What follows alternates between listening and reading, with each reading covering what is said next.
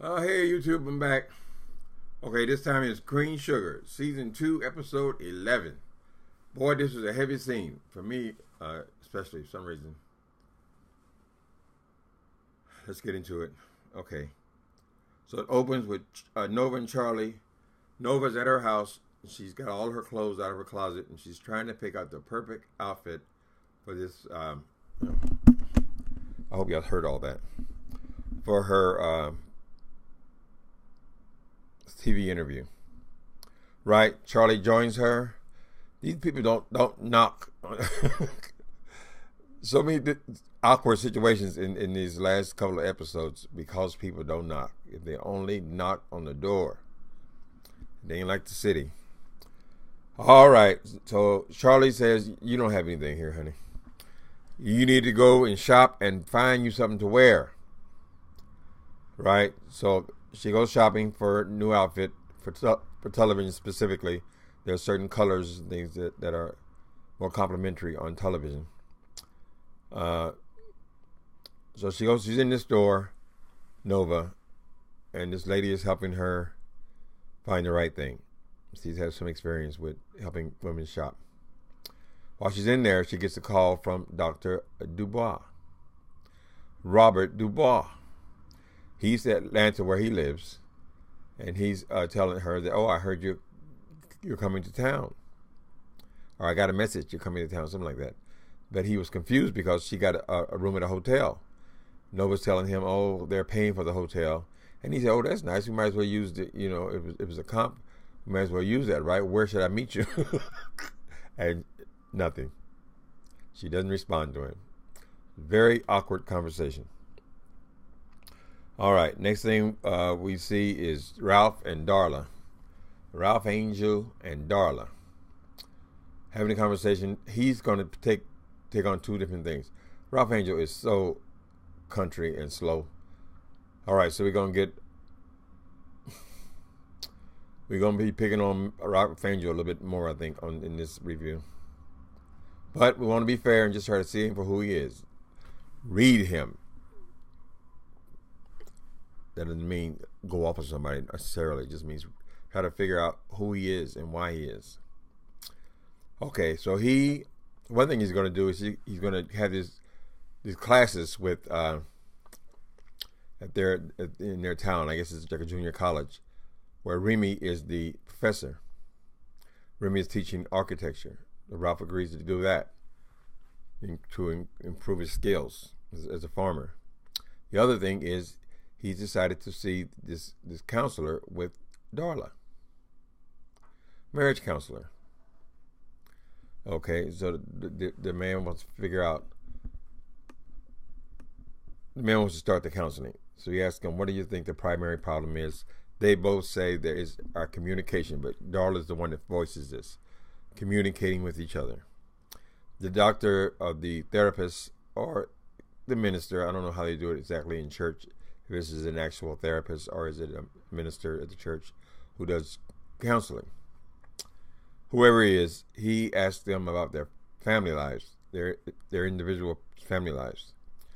Darla suggests that her family was like the man ran the house and the father. We're going to get a lot more, I have a feeling, with Darla's family. I have a feeling we're going to be meeting them very soon. The man ran the house. The wife was docile and hardly spoke up for herself at all. So she was just like a housewife, and he was alpha male. There seems to be some pain connected to that also, the way she tells the story. Ralph, on the other hand, he asked him about what was his family life like. Did his family members, did his parents argue in front of him? He said, "All I can remember is them kissing each other." So the therapist says that, so you have a romanticized idea of what relationship is, what marriage is. Okay, so we moved on to the next scene. Next scene is Hollywood is concerned about Vi working so much. Okay, so Vi just kind of drops that the doctor thinks she may have. So I guess they're running the test, but the results are not in yet because she says the doctor thinks she may have fibromyalgia. We saw her last week looking it up online, so we kind of knew where it was going. But it seemed to it kind of jumped ahead a little bit. So now she's telling him that this is the situation. So he sees her hand shaking, her hand hurting a little bit or something, and he is wondering about this new job she's taking on, making all these pies, right?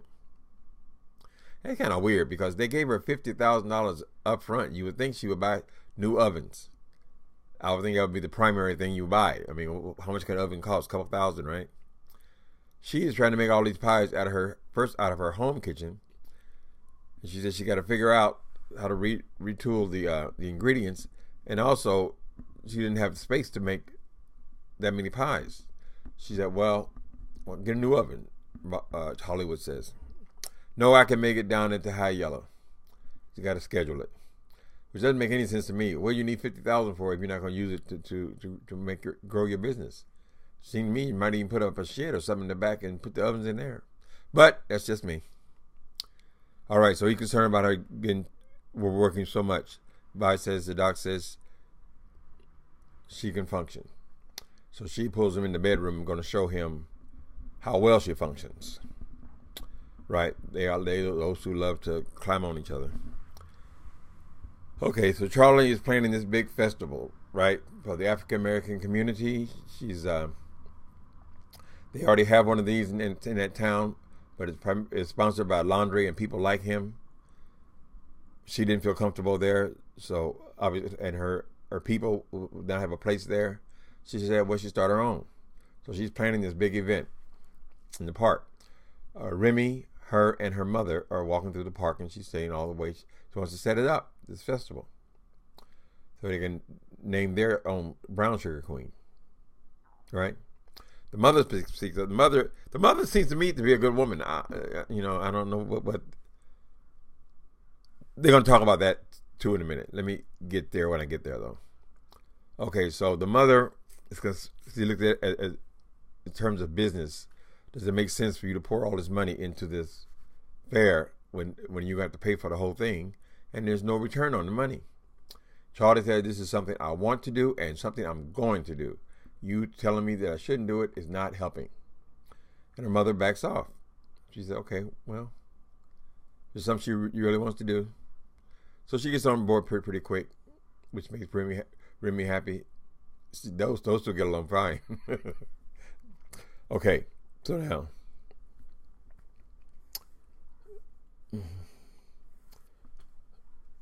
Okay, so Charlie's mother, is her name Lorna? I think it's pronounced Lorna. Charlie's mother meets Micah with his girlfriend in a restaurant, right? And started giving him a little family background and whatever. But Micah never told Kiki that he had already been to Europe. This is a dream of hers to go to Greece, because she's an artist and she wants to see, the original statues in the scale. All these little things. I even have a lot of it here. These little statues and things, they're all replicas of something. Well, the actual art are huge, huge things. Like David, I understand, is like a giant. So she wants to go, but he never mentioned that he'd been there. So Micah is a little embarrassed by his privilege. Or he doesn't want her to feel like he was, because it comes from different classes of people. They were rich initially. Charlie, when she was with her husband Davis, and they were all the family. He had no experience of the South at all. Anyway, so they discovered that he had held that back up for her. I understand why he did. All right, so the mother likes the little girl, Kiki. She gives her some stories. Let me see. Okay, there's an awkward conversation between Nova and Robert. Okay, this is the thing that happened in that store. So I already mentioned it. But it's awkward because he picks up immediately when she doesn't answer him, when he presumes that they will be meeting there. He was naturally assume you're going to be in town. I'm going to see you. But she went silent. That was the awkward conversation. Okay, next thing is Charlie goes golfing with her mother. This is, remember we're in the South. It's almost like the South is, people don't get mad at me. I know a lot of y'all live in the South. But, stop boy. I guess they're at a golf course. They had never had any black members, right? So her mother suggested that she join the golf club. She said, "You want to make a statement? Join this club." So, and then it turns out she's already talked to someone about it. My dog got the itches. Why you itchy, boy? I'm gonna give him a little Benadryl in a minute. A man walks up on him, right? There's a white guy. He is a distant relative of the Laundries, but he is dissatisfied with them. And he's open about who he is and all this kind of thing. He's the black sheep of the family. And the Laundries are not giving him a family break because of some family thing they have, their second cousin or something like that. Anyway, he is willing to talk to Charlie about doing business with her. This is what the mother wanted. So the mother set up a deal for her. And this man has got 20,000 acres. Last week we discovered that most of the black growers, they all had about 1,000 acres. So this is like 20 of them all together, a whole community in one deal. And this man is anxious to deal with her, set up by her mother. Her mother's a businesswoman. All right. So he passes her the card. I'll get back with you, kind of thing. Okay.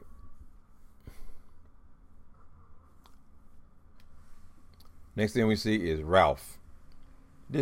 Okay, I'm not going to keep calling Ralph stupid. Maybe he's young, but he's a grown man. To me, he has that big beard. I know the actor is only like 22 years old, 23 years old. But I think, is he supposed to be, is he 30-ish? I don't know, but there are a lot of very childish things about Ralph, and he continues to irritate me. So the situation this week is, he's at a class. He does have a knowledge of farming, right? Most of these people that are in the farm, in the agriculture classes, they don't. They're students. They're mostly young people. So when Remy, who is the facilitator of the group, of the class, asks someone a question, a girl sitting right in front of Ralph. Ralph feeds her the answer. She tells that he fed her the answer. She didn't know why. And Remy was just trying to get to, okay, this is the truth, the way he answered the question. But why? And that's what got Ralph stuck. I mean, he's brought up on a farm, so he just knows these things. But it's not clear that he understands why these things are beneficial. So, Remy, he brings it there. Ralph feels slighted by that he asked the question, and then he challenged him in front of all these people. This Ralph Angel has not been around many people. He lives out in the country, all on the farm. He knows Vi and the family, and that's really pretty much it, I think. He hasn't been exposed to a lot of people. But how long can you hold this man's hand? I would not marry this dude. I would not want to be stuck in a situation where I was married to someone like Ralph Angel, and you are trying to figure out what's going on in his mind now, what I do now. Anyway, so he's pissed off at Remy. He thinks he's showing out, being bougie, because he asked him a question. Okay.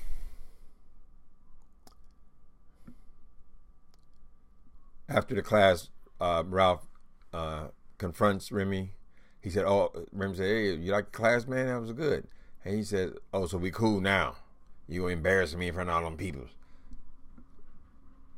He's in a class. The man is trying to teach a class. But Ralph has no knowledge of that, so he tells him how he feels. He's pissed off, walks away. Next thing, Hollywood invites a co-worker. All right. You know, Hollywood is working for this company. I'm not sure what that situation is. Is it temporary? Is it contractual? Or how it is? But they offered him a long-term job last week. Now, so anyway, so the co-worker who is slightly under him, Hollywood is his supervisor, says that his wife's out of town. They're sports fans. He's going to be at home alone watching the game. So Hollywood invites him to the house, watch the game with him, right? He tells Vi, and she's fine with it. She hope you have a good time. She's going to be going to some prayer thing, her church. Okay, when she comes back from the church, and she meets the man. The game is over. He stands up. He's polite. She meets the man, and she has attitude with this man. Right. Soon as the man leaves, she said, "Oh, nice to meet you. All right, have a nice day." Basically, goodbye. After that, Hollywood asks her what's wrong, and she tells him, "I want to be prepared for it." For what? What is it? The white people in her house. Apparently, remember, they're not only they're in the South, they're in the country, and I have to adjust myself to some of this thinking. But I'm not going to sit here and be, sometimes we're in denial about this kind of things, because I can imagine that there are even members of my own family who would probably have a similar reaction to Vi. Although it does not make for good fiction, because it looks very ugly. And this is the first ugliness I've seen coming from Miss Aunt Vi. But she did not want that white man in her house. Now, there's a reason for this. And this is the brilliant part of this writing here in this episode. Because they have to now let us know that she has got prejudice against white people. Basically, she didn't like white people in her personal life. She's okay with working at work, but she doesn't want them in her house. She never had that. And she don't want that, she said. But there's a reason why this story is in there. Because I would say, well, what the hell's the point of showing us that she's a bigot or she's prejudiced? But there is a point. Okay, let me see how far I am from it. Okay, Hollywood confronts her about it, and she lets him know exactly how she feels. Okay. Next thing we know, I'll get back to that in a minute. Next thing we know is Nova and Lorna have a confrontation. Nobody knocks in this thing, so they're constantly walking up on each other. So I don't remember who was where. I guess Lorna was at Charlie's house, and Charlie and Lorna were at her house, right? And Nova comes over. She walks in. I keep saying it's a problem. These people walk in. So they're constantly walking in on people they don't want to see. So this is the first time she's seen that Lorna is in town. No one's told her that because they know he hates her. And so as she prepares to excuse herself, Nova, because she can't stand to be in the presence of this woman, the woman starts talking. As she's making her way for the door, the woman starts talking to her and telling her what it was really like. Because Nova seemed to hate her. And she never understood why she hated her so much. She realizes that Nova is angry with her because she had a relationship with her father and married her father. She goes on to tell the story how when she met what's his name? Ernest. When she met Ernest, okay, so Nova's mother, I forget her name now. Nova's mother and Ernest were together. Ernest proposed to the mother, and the mother refused him. She didn't want to be married. That was not her character or her personality. She didn't want the marriage. So they broke up. He was devastated over this because that was the love of his life. He ended up going to San Diego, and that's where he met Lorna in this breakup. They don't tell you exactly how much time was involved, anything like that, but they had definitely broken up. He wanted a wife. She did not want to be married. But it has to be in a matter of months because her mother was pregnant with Nova. Right? So when Ernest found out that she was pregnant, he came back. He left Lorna there in San Diego and came back. This is going to run over. I'm sorry, people. Maybe I'll get it off in 25 minutes. Okay.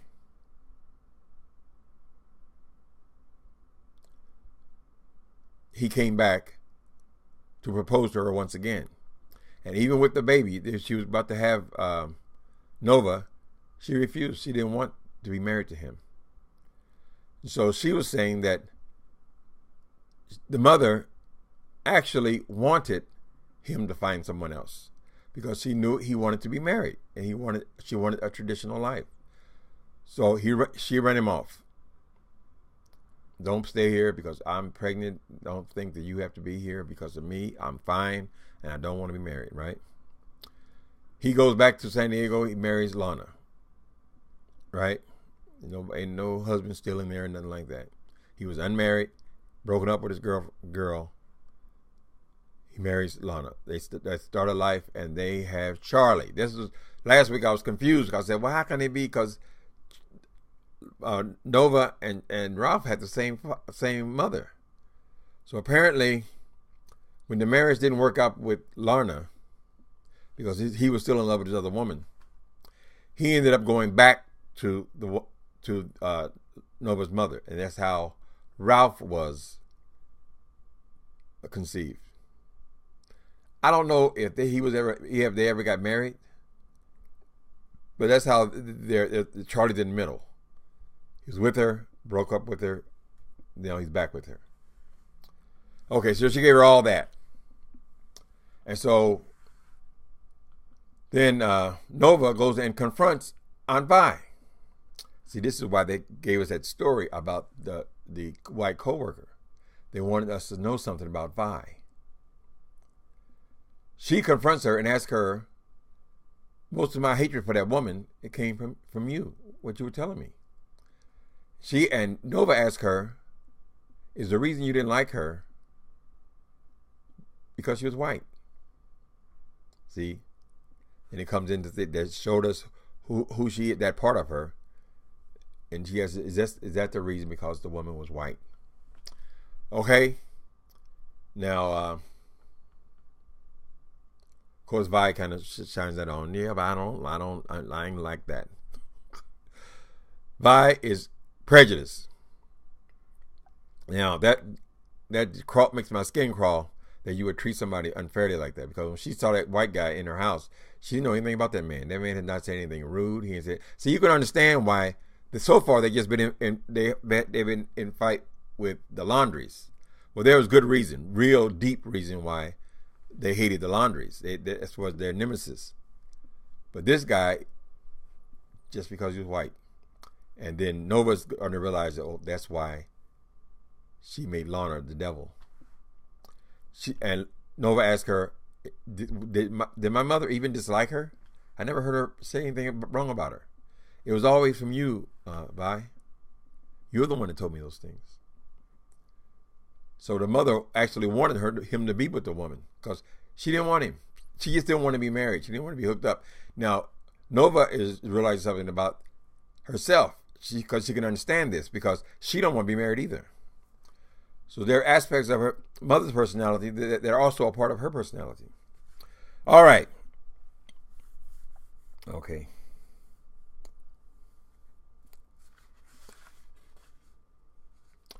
Remy. Okay, Remy's back to babysitting. All right. He goes to this restaurant, sees Hollywood there. He's giving Darla attitude, so they just had a little spat because apparently Ralph Angel didn't like the counseling session. I said he's not going back, something like that. He's not going back to school. He walks away, he's always sulking.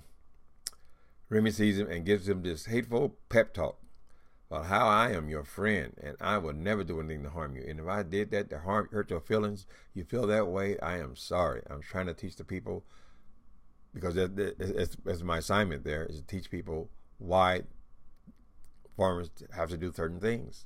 You have that knowledge, but you don't necessarily know why that is. And so he gives him his pep talk, you my boy, you my homie, and all this kind of stuff, and they end up hugging. Once again, we have to kiss Ralph Angel's ass. I'm getting a little tired of kissing that boy's ass, really. Everybody got to kiss Ralph Angel's ass because he can barely hang on. Now, if he was a younger person, I wouldn't have a problem with it. They have to kind of teach him, but get rid of the beard then, because you look like a grown-ass man to me, having to constantly being babied. Like, what's that guy said in the White House yesterday? Like an adult daycare center. That's what the farm is. Anyway. All right. I guess, okay. We're getting there, people. Okay.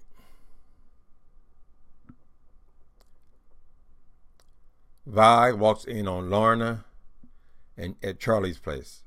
They have a moment. Okay, this is not an apology. There's no actual apology. But Vi walks in. They don't knock. Walks in on Lorna, and they have a moment. Vi does not apologize to her, but she says that having you around right now makes me think of him more than I want to be. The girl has a tear in her eye, Lorna. And they just have a kind of a moment, a lot of unspoken talking, communication there, where she appeared to be, this is the best I can do as far as an apology. She wanted that Ernest and the mother, I still don't know her name, to be together, and Nova's mother to be together. She wanted it very badly for her family, for her brother. And she has no understanding of white people at all. All right, so we kind of left it there. Then we have found out Hollywood, they've been offered another job. Hollywood's been doing such a good job there, and they're offering them these other assignments now. But this job is 6 days a week. They get paid overtime, and it's a long-standing job, right? The man comes and presents this to Ralph and his friend, the one that came over for the game. Then the man said, well, why are we doing this now? Where's the money coming from? And they told him that now that Sam Laundrie, is a investor. Immediately, the guy walks away, the supervisor. Immediately, Hollywood tells his little friend, I can't do it. I can't say why, but I can't do it. And he's right. If he went to work for the Laundries, there would be hell to pay. So it's complicated when these people are living in this place where there are only so many families there. It's small communities, but nothing to do with the Laundries. Last scene, Nova shows up in Atlanta. That awkward phone conversation was awkward for her and awkward for him. He sees her in his house. She has a key. And then she goes on to try to explain. Basically, she was afraid of getting too close with him. And she don't want to run from him anymore. And he said, I'm here. Like Billy D. Williams. I'm here. So they hug up. Fade to black. That's the end. See you next week, people.